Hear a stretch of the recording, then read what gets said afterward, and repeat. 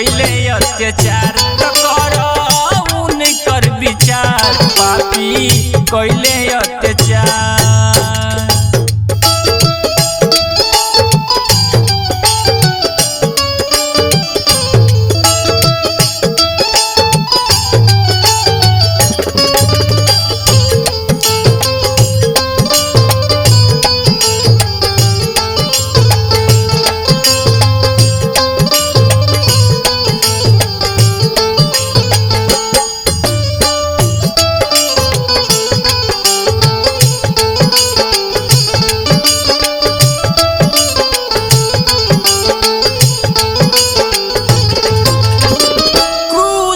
पे चढ़ के अपन खून बहावली पापिन के पाप रउआ क्षमा कई दिहली।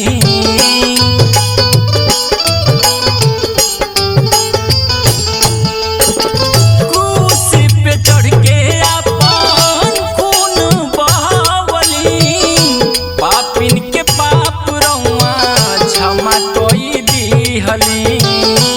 पापिन के पाप रउआ क्षमा कई दिहली। दुनिया के हई रउआ दुनिया के हई रउआ शांति के दाता करे पापू से उधार। दुनिया के हई रउआ शांति के दाता करे पापू से उधार। तो करो यीशु का विचार पापी कैले अत्याचार तो करो उनकर विचार पापी कैले अत्याचार।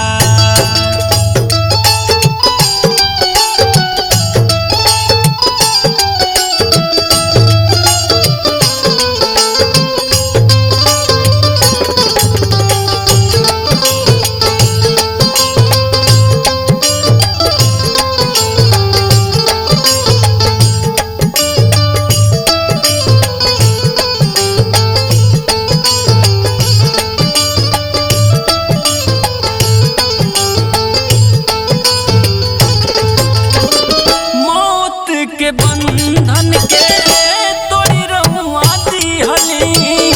3 दिन बाद यीशु जिंदा होके अइली।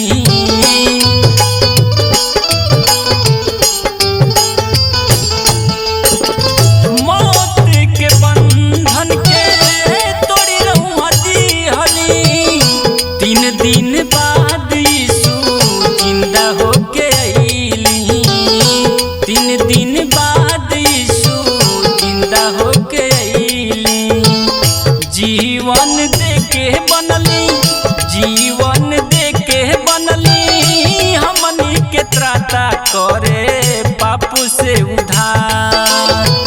जीवन देके बनली हमनी के त्राता करे पापू से उधार। तो करो यीशु का विचार पापी कैले अत्याचार तो करो उनकर विचार पापी कैले अत्याचार।